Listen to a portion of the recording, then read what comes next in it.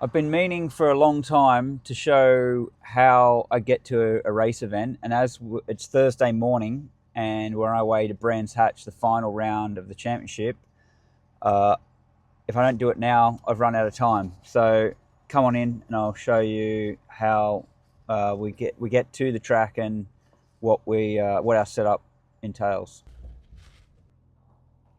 So the first thing is to load all of our stuff into the truck. It's a Ford F250, and drive to where we keep the trailer.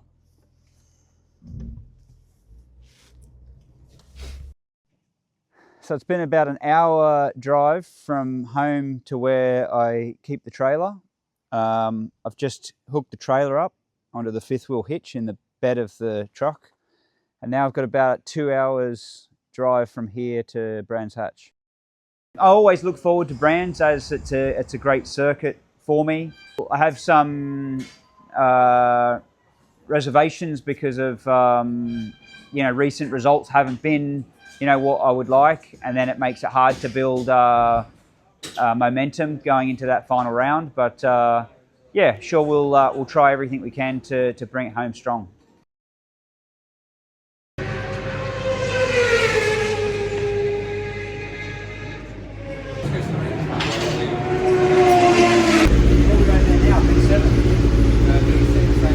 Fortunately, we've had some dry track, so been able to just get on with the job and get cracking and doing some dry times, setting up the bike to hopefully do a good job in the race.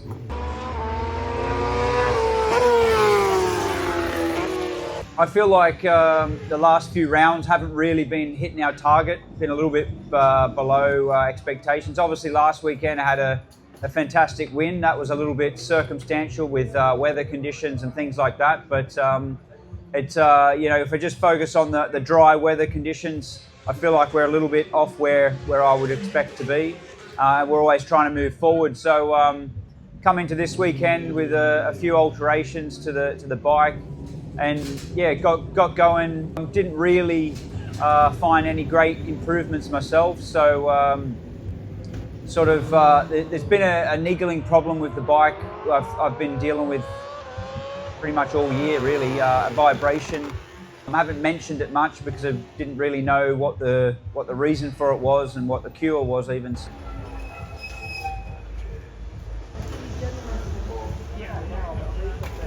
So it sort of affected my ability to diagnose where the bike needs more work and how it's working and where the problems are, and just like a general vibration that's coming through the whole bike regularly. And we've been sort of altering different things on the bike, hoping to finally find a cure for it. And we got this weekend with a slightly different engine alteration, and thought, right, this is going to cure it, it'll be right, and rode out and it was exactly the same as it's always been. So it was really disheartening.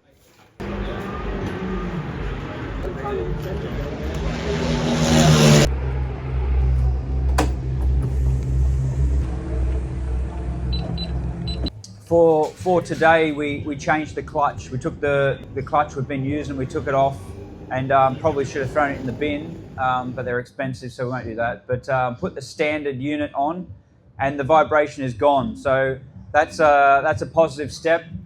Went out in FP3, and yeah, I just feel like I've got to almost start over again in some ways, because I'm reading feelings from the bike that I haven't sort of been able to be focused on in the past. So I'm going on with a few details that sort of probably a bit boring, so I don't want to go on about it too much.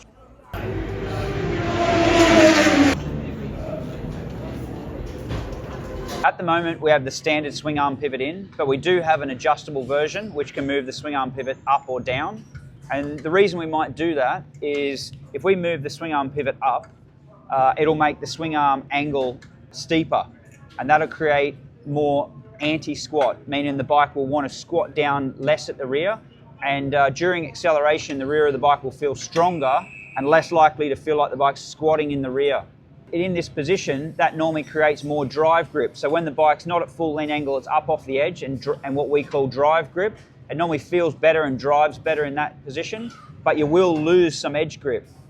And then if you were to go down to the lower pivot position, you're flattening the swing arm angle, creating pro squat, meaning the bike wants to squat down more easily. The rear suspension will feel softer, and when the bike has a flatter swing arm and more pro squat, you tend to gain more edge grip, so the bike will feel a little bit better at full lean angle. But as you come up off the edge of the tyre and drive away from the turn, you'll maybe lose some drive grip.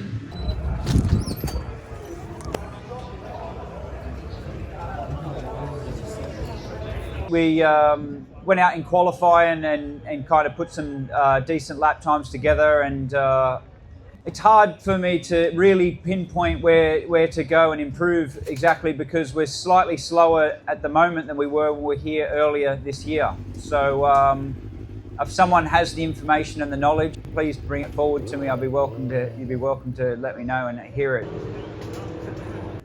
So my side of the garage is a little bit dissatisfied at the moment with how it's all been going and what we've learned and progressed with.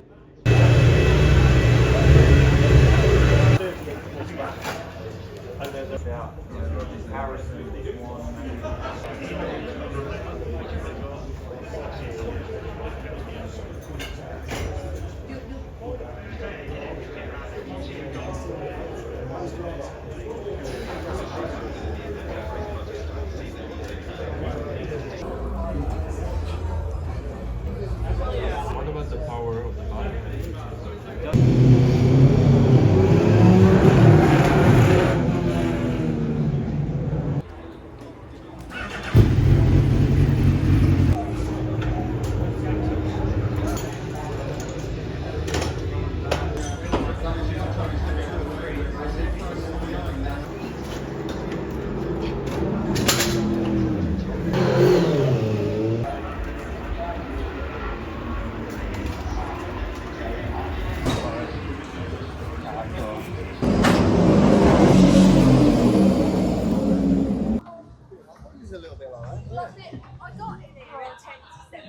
Let's get started with welcome to DAO Racing's VIP hospitality. Hopefully the staff members here have been looking after you well, and this is a part where Lee and I speak about how the weekend's been going. I trust it's given you some inside information of how the bike is and works and operates, and giving you some details of that.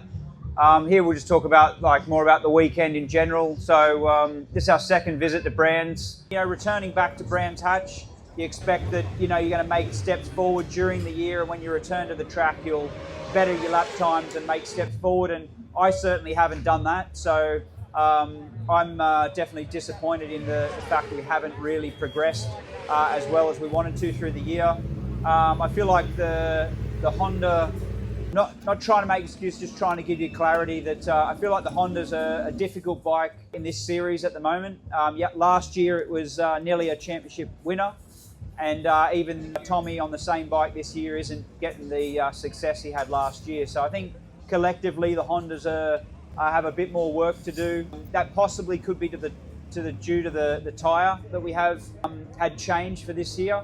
A lot of people that have ridden the bike in previous years have said that the change of tyre for this year has been a bit of a drop in performance for the Honda machine. So yeah, I can only speak from my own experiences, and I've struggled to make good consistent results all year long. So maybe it's to do with the tyre, I don't know.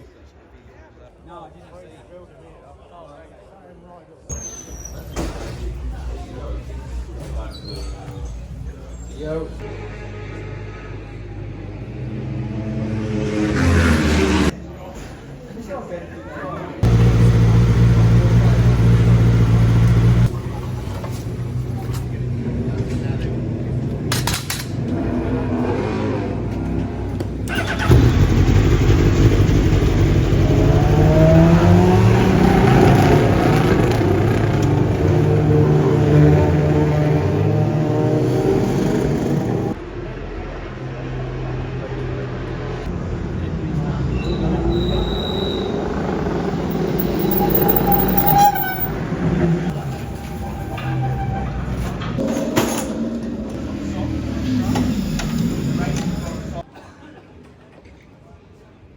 probably imagine that, oh, the race teams will have some special fairing that the public users can't get.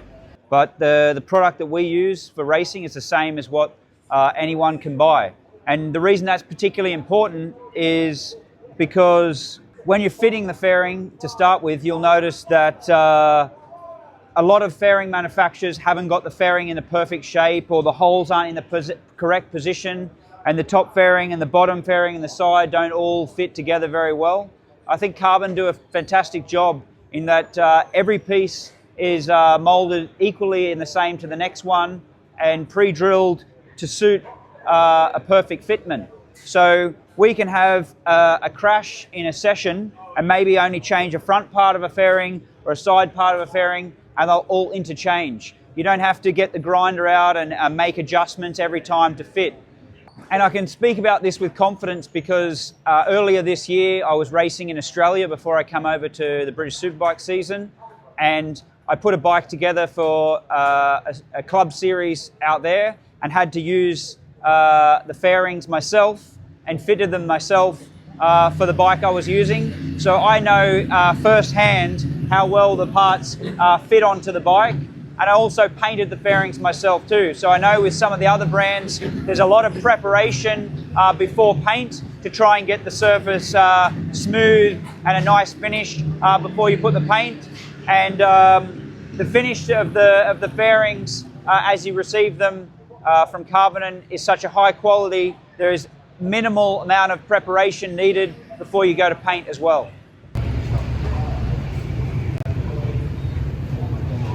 So together with the fairing kit is the seat unit, and Carbon also supply for our team the racing seat itself. There are a few variations that they have available.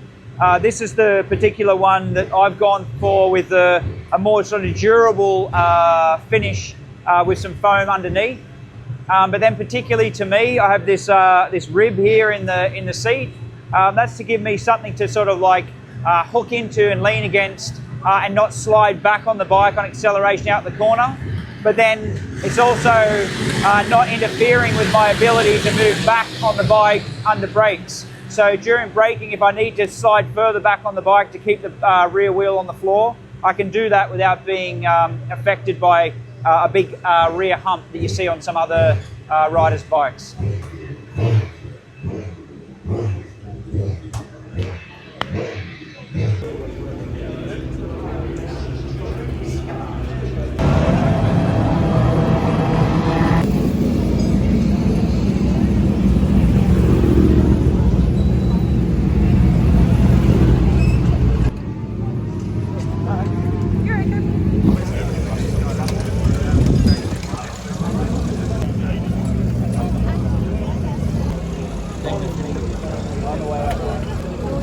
Okay, I will. Thank you.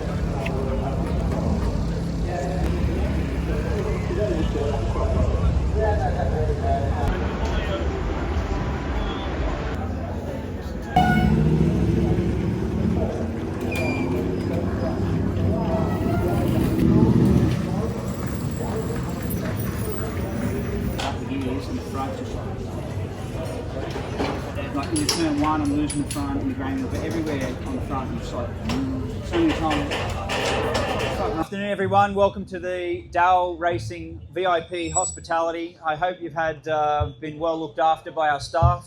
This is the very last chat show of the year. So where have you all been all year? Unless you've been here before, then I'll accept it. Glad to have you here.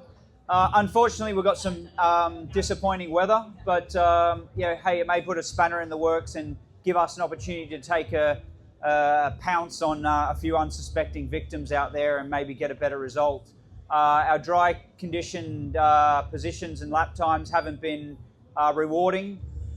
We certainly have been trying. Lee's had a slightly better weekend than me, but I think collectively we haven't reached our targets this year, fallen short of where we want to be. And just a quick one, Maya was asking if me and you would be the new bartenders, so she can get everyone up at the bar. That's what she's asking for.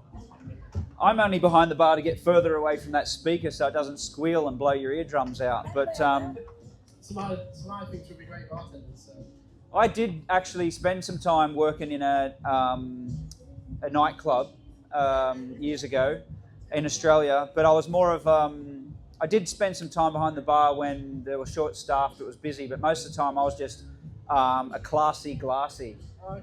Meant I was picking up the glasses and keeping the place tidy and mentioning to the bouncers who the riffraff were. Yeah, thanks, Josh. And then finally, the last race of the weekend was wet. I didn't improve my position or anything to celebrate. The bike felt like it had very similar characteristic of grip and wheelie issues that we've struggled with this year, both in wet and dry. So, I mean, at least it gives us some clear information and understanding of where we need to work going into the off-season.